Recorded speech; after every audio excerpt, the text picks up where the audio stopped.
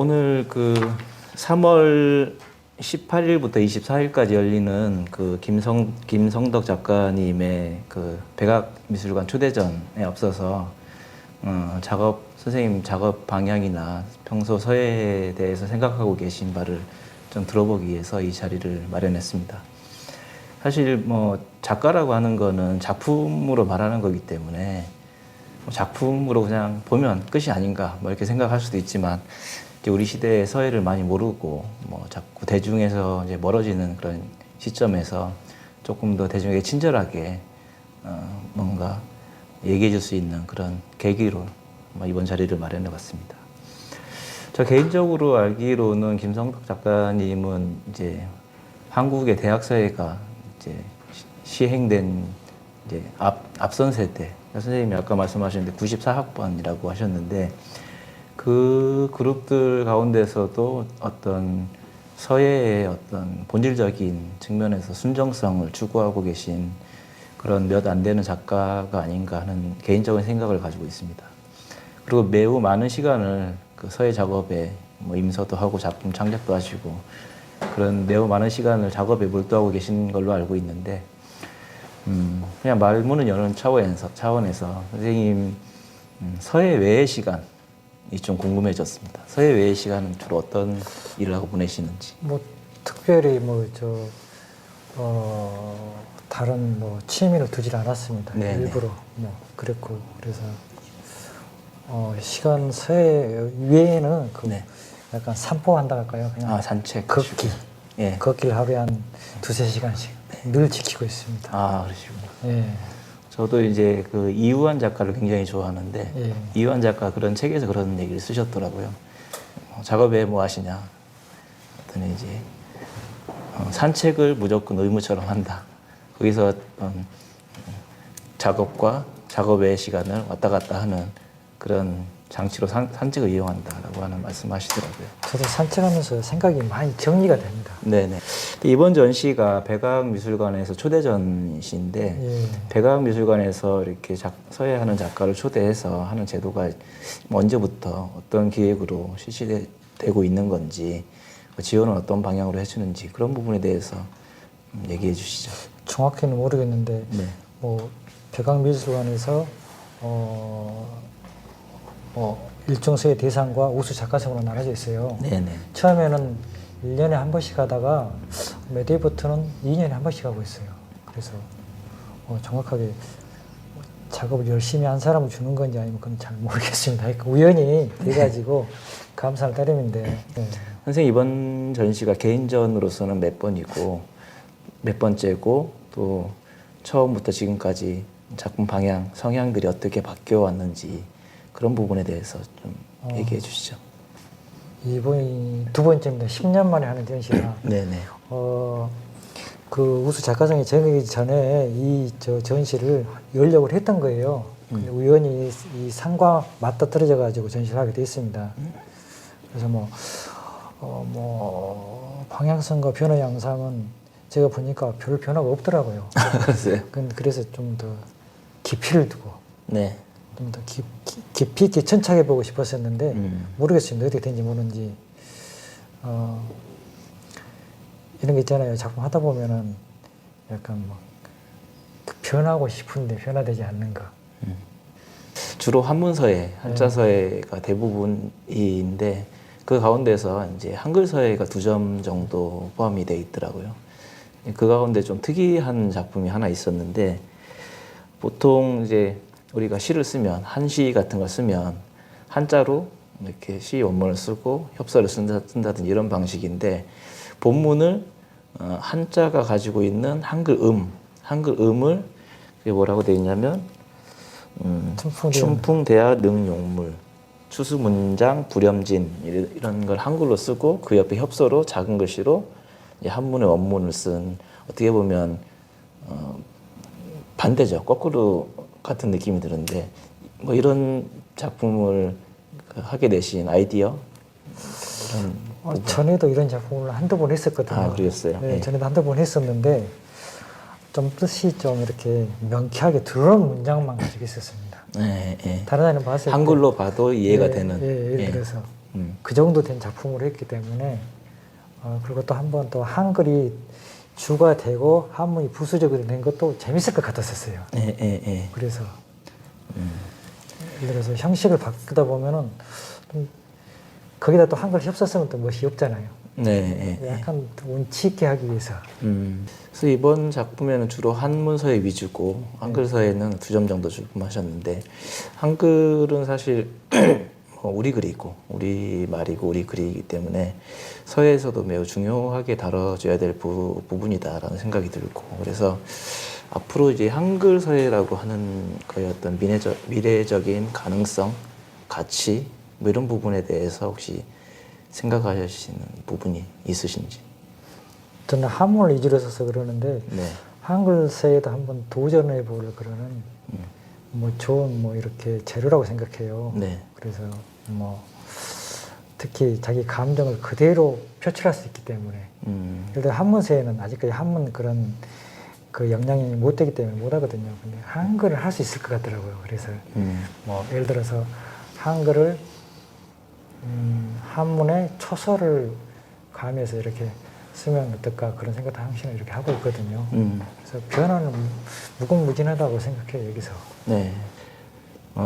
선생님 작품을 제가 어제 쭉 이렇게 뭐 실물은 아니고 이제 보내주신 이미지로 봤는데 어떤 사람 글씨에서 느껴지는 선의 질감, 회계 질감은 나무 같은 질감이 느껴지는 사람도 있고 어떤 사람의 글씨는 돌 같은 바삭바삭하면서 단단한 그런 느낌이 드는 분도 있고 어떤 분들은 약간 유려한 물 같은 그런 성질이 느껴지는 선들도 있는 것 같아요. 그러니까 그거는 개인적인 성향과 그 작가의 어떤 성정이 거기에 묻어나기 때문에 그렇지 않은가라는 생각이 들고 저는 선생님 작품을 보면서 그러면 선생님 작품에서 느껴지는 회계 질감은 저는 그 금 같은 금속 금석기가 아닌 금속에서 나타나는 어떤 기운 같은 거를 저는 개인적으로 느꼈거든요. 그래서 우리말로 얘기하자면 어떤 쇠맛 뭐 그런 느낌 같은 겁니다. 그래서 선생님 작품이 뭐 그거는 저 개인적인 느낌이고 그래서 이 획이라고 하는 거는 기본적으로 용필 붓을 어떻게 쓰냐에 따라서 획이 나타나는 것이기 때문에 선생님이 평소에 용필에 대한 붓을 어떻게 쓰고 하는 어떤 그런 부분에 대해서 선생님만의 어떤 생각이나 뭐 철학 뭐 이런 게 있으시면 좀 말씀해 주시기 바랍니다. 저는 뭐 글씨는 선질 그러니까 기운 생동한 것이 좋다고 생각하는데 또 제가 추구하는 것은 부드러움이거든요. 예. 부드러움 속에 강함 있는 걸 좋아하는데 저는 그게 좀 부족한 것 같더라고요. 좀 딱딱한 느낌이 들어요. 제가 스스로 생각해도.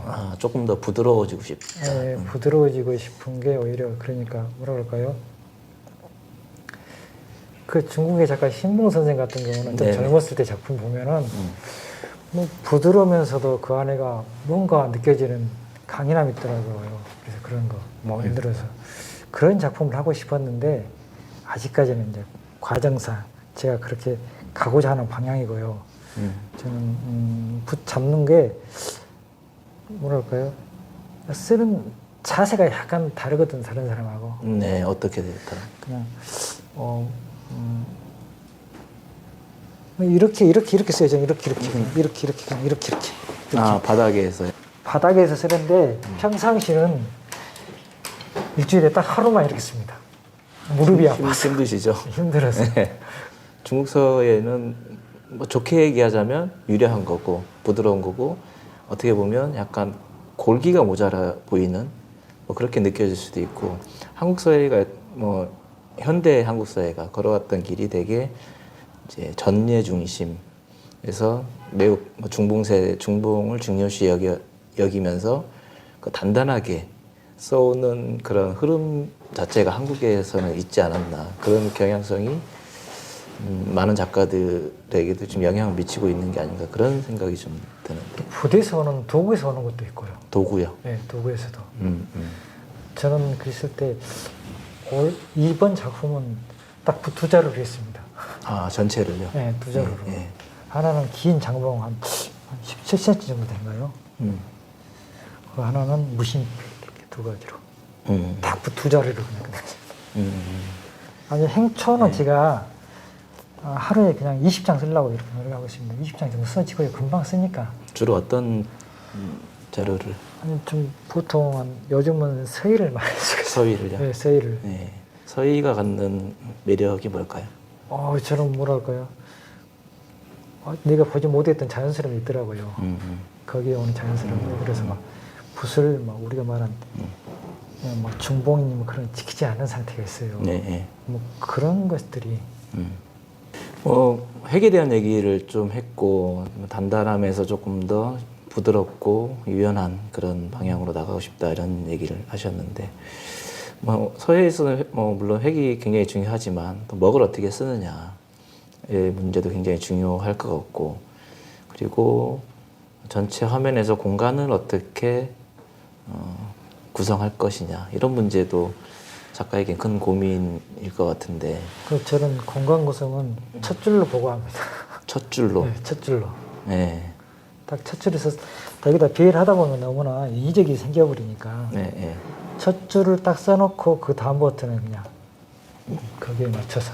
그래서 보통은 막 근문 같은 것도 만약에 집자하긴 하거든요. 네네. 근데 거의 그렇게 안 씁니다 그냥. 그냥 집자만 하고 네. 예를 들어서 막 장단이라든가 대수라든가 크기, 비수 이런 관계를 그냥 첫자 시작한과 동시에 변화가 되니까. 그거 딱 첫째 시작해서 거기 기준에 네, 따라서 뭐 글씨 커지기도 하고 작아지기도 하고 뭐 옆으로 흐트러뜨리기도 하고 막 그런 식으로. 그래서 보통은 작품은 처음에 썼던 맛이 가장 그 긴장도 되게서 그런가 가장 그 작품이 자연스럽더라고요. 그래서 여러 번 썼던 작품들은 나중에 보면 그게 좀 부자연스럽더라고요. 선생님 이번 전시 작품이 되게 한문서에 그 중에서도 이제 전서, 그다음에 예서, 이제 행초를 포함한 초서 이런 작품들이 이제 서체별로 보면 대부분을 차지하고 있는 걸로 보입니다. 이게 하나의 서체씩 좀 말씀을 나누고 싶은데 특히 선생님 전서 작품의 경향은 되게 임서 작품도 하나 있었고 모공정을 네, 임서한 네. 작품도 하나 있었고 대개가 이제 주대 근문이 위주가 되는 것 같고 그래서 아까 선생님 작품을 보면서 제가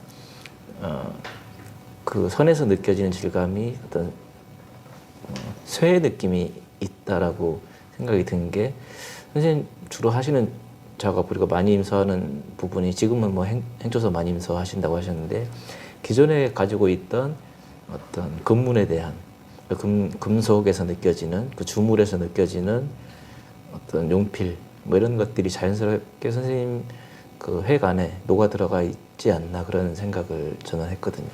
그러니까 10여 년 전까지 거의 한 15년 전까지는 해도 전설 임서 많이 했거든요. 네, 그거는. 네. 지금은 임서를 체본으로 하지 않고 있습니다. 그러니까 임서를 따로 하진 않으신다. 네, 따로 하지는 않는데 네. 대신에 제가 전서 건물을 좋아했었어요. 네. 그래서 친묵헌 인연성 선생이나 이런 분들의 한국 서예가들 있잖아요. 뭐 예를 들어서 전설을 많이 썼던 소원 선생님이라든지 그다음에 하석 선생님, 네. 조미 선생님 이런 분들 글씨를 많이 어렸을 때 많이 보고 따라 썼었어요. 예, 예. 그런다 해서 막 그 임수를 많이 한다는 게 아니라 이렇게 차용했었죠. 차용. 네, 네. 그러다가 어느 순간 근문을 쓸 때 근문 잘 쓴 사람은 행초를 잘 써야 되겠다 생각이 어느 순간 들더라고요. 그래서 근문을 쓸 때 뭔가 생명력을 불어넣으려면은 행기가 없지 않으면 너무 박제된 것 같은 생각이 들더라고요. 그래서 항시나 근문을 쓰되 행초 느낌으로 쓰고 있습니다. 네. 행초의 느낌으로. 선생님 예서는 뭐 기본적으로는 이게 한비의 기본적인 뿌리는 두고 있지만 주로 한나라의 민간에서 썼던 어떤 간독 자료들, 뭐 이렇게 목간, 뭐 그런 느낌의 약간 근문에서도 그렇고 거기에 그 유연한 흐름, 행기 뭐 이런 것들이 좀 녹아나는 그런 작업을 좀 하고 계신데 선생님 예서가 변화되어 온 어떤 과정 뭐 이런 거에 대해서 좀 말씀해 처음 시작할 때는 다 한해 뭐 10종이래 갖고 막 우리가 말하는 예기비 사실 뭐 그런 게 하잖아요. 한해 뭐 네, 이렇게 네, 쭉 네. 하다가 한국에서 목관에 뭐 한 번 이렇게 뜰 때 있었잖아요. 그런 네, 게마다 네. 유행을 따랐던 것 같아요. 지금은 작품할 때 경계를 두지 않고 하고 있습니다. 그냥 뭐 한 해를 집자해서 그냥 목관처럼 쓰고 막 그렇습니다. 형태감만 잡아놓은 상태에서 하지 집자를 목관으로 집자는 하진 않아요. 그냥 여기서 글꼴 좋은 거 있잖아요. 이렇게 예를 들어서 청대 뭐 이병수라든가 아니면 진홍수 같은 작품 글꼴도 좋은 거 있거든요. 그럼 이렇게 그냥 잡은 상태에서 내가 소화할 수 있는 것만 잡은 상태에서 작품은 오히려 더 자연스럽게 형태감이 나오더라고요. 글꼴도 나오고. 그래서 정리되지 않는 상태로 집자를 합니다.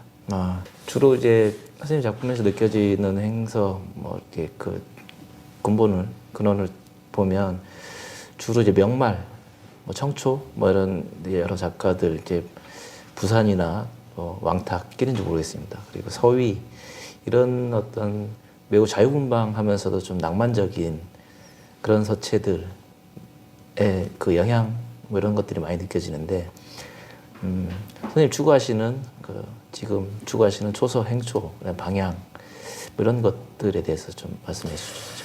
아마 처음에 쓸 때는 왕지 글씨라든가 안지경 글씨를 많이 썼는데 네. 나중에 왕탁과 부산 쓰다 보니까 나도 모르게 그냥 부산 글씨가 좀 더 자유분방하더라고요. 네. 또 왕탁보다는 부산이 더 맞은 것 같고. 스케일이 또 예, 그래서 아마 임선하다 보니까 딱 부산이라고 잡지 않고 집자를 했거든요. 집자를 해서 쓰는 글씨니까. 네네.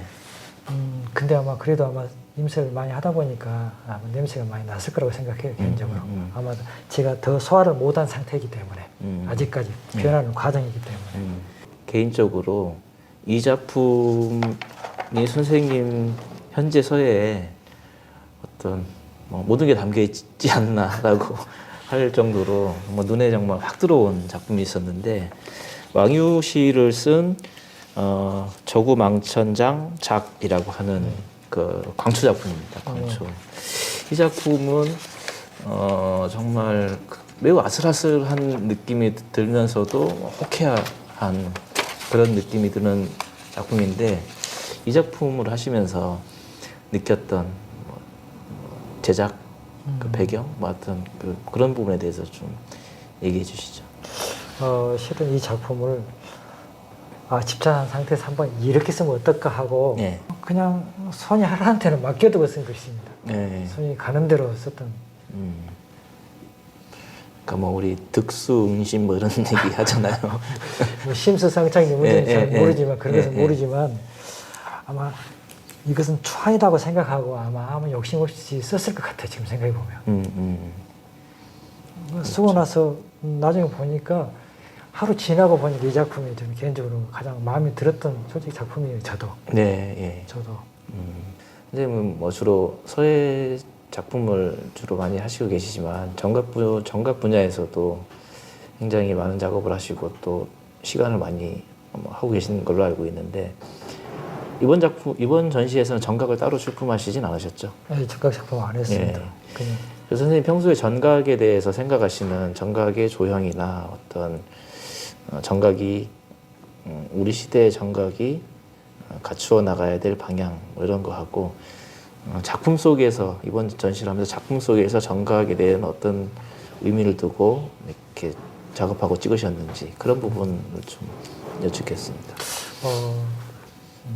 생각은 개인적으로 생각은 뭐 문짝도 되고 그다음에 건축도 되고 그다음에 인문학도 되고 문짝도 되고 예를 들어서 또 뭐라고 할까 뭐 그런 거죠. 종합예술이잖아요. 네네.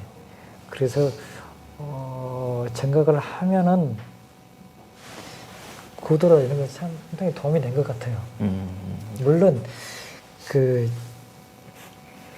전서 소조이나 정각의 전서는 약간 틀린 점이 있잖아요. 서로 비치해야 되니까 틀린 점이 있는데 그래도 정각 한 7할 정도는 그래도 서예에서 나오지 않나. 저는 그렇게 생각하거든요. 그렇죠.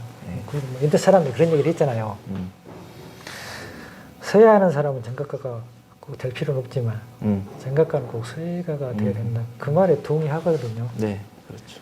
그래서 또 정각을 해야만이 개인적으로 정각을 해야만이 새겨야만이 작품에 찍을 때 안목이 트인 것 같아요. 그래서 정각을 하다 보면 그런데 자기도 모르게 서서히 눈 떠지는 느낌을 받아요. 끝으로 뭐 선생님하고 이렇게 뭐 그렇게 길지 않은 시간이지만 말씀을 나눠 보니까 뭐 그런 생각이 좀 들었습니다. 선생님 하신 이번 작품을 출품하시는 작품인지는 모르겠는데 진계유라고 하는 시인이 이렇게 대련으로 써놓으신 작품인데 그대와 뭐 오늘 나눈 대화가 하룻밤 대화가 10년의 독서보다 오히려 낫다라고 하는 그런 얘기를 이렇게 인상 깊게 읽었는데 오늘 대화가 정말 많은 저 개인적으로도 선생님 작업에 대한 얘기에서 많은 부분을 배우고 또 어떤 그 영감을 얻은 것 같은 느낌이 들고 선생님 오늘 말씀에서 느껴지는 거는 선생님 작업하시는 어떤 생각이나 어떤 방향, 태도 이런 것들이 서예라고 하는 분야의 어떤 고유성 그리고 어떤 근본 뭐 이런 것들에 대해서 매우 치밀하게 또 깊게 이렇게 들어가면서도 그 안에서의 어떤 자유로움, 자제함 이런 것들을 추구하고 계신 구나라고 하는 생각이 개인적으로는 좀 들었습니다. 그리고 마지막으로 선생님 앞으로 어떤 작업 방향 그리고 꿈꿔오시는 작품 세계 뭐 이런 부분에 대해서 말씀해 주시죠. 아직도 많이 부족하다고 느끼기 때문에 좀 행초 공부를 더 많이 해보고 싶고요. 네네. 뭐 행초 공부는 뭐 서예가들이 가장 뭐 예를 들어서 이상으로도 생각할 수도 있고 가장 어려운 부분도 있을 수 있고 하는데 뭐 거기에 맞춰서 뭐 한학도 좀 있으면 쓰겠고요. 좀 부족하니까 이번 작품 하면서 너무 한학 뭐 관지 쓸 때 너무나 제 감정이 하나도 표현한 게 없어요. 거의 뭐 한두 점 있지만 네. 그것도 거의 뭐 올해 하여튼 이번 작품은 제가 누구한테도 물어보지 않고 보이지도 않고 그냥 혼자 했던 작품이거든요. 네. 물론 선생님도 안 계셔서 그러지만 네. 물론 선생님 계셔도 보여주지만 선생님이 하라는 대로 한 적은 없었던 것 같아요. 저는 개인적으로 다 하고 이렇게 했습니다. 이 정도지 막 중간에 뭐 받든다 그런 건 없거든요. 네. 그래서 아마 제 방향은 행초 공부 좀 많이 하고 싶고 그 다음에 더 진지하게 해서 더 깊이 있는 공부를 한번 해보고 싶어요. 그죠? 네. 자, 끝으로 혹시 하실 말씀 있으시면. 제가 선생님이 학장 이도롱 선생님인데 네. 그 1년 좀 더 됐거든요. 아, 예. 선생님 계실 때 이 전시가 잡혔었어요. 근데 돌아가셔가지고 좀 돌아가실 때 좀 진짜로 뭐라 할까 돌아가시니까 너무 허전하고 너무 뭐 그래요 솔직히 마음이. 근데도 당신의 옆에 있는 것처럼 느껴지고 또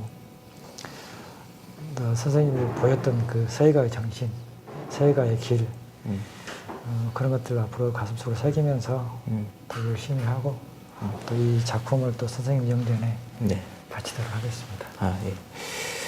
네, 아무튼 선생님 전시를 계기로 이렇게 오늘 뭐 짧은 시간 말씀 나눠봤습니다. 예. 아무쪼록 이번 전시가 선생님 원하시는 바대로 좀 성황리에 열리고 선생님 작품이 서예하는 사람들도 물론 와서 보지만 좀 더 많은 대중들이 와서 서예를 좀 보고 느낄 수 있는 그런 계기가 됐으면 좋겠습니다. 예, 오늘 말씀 감사합니다. 네, 감사합니다. 예.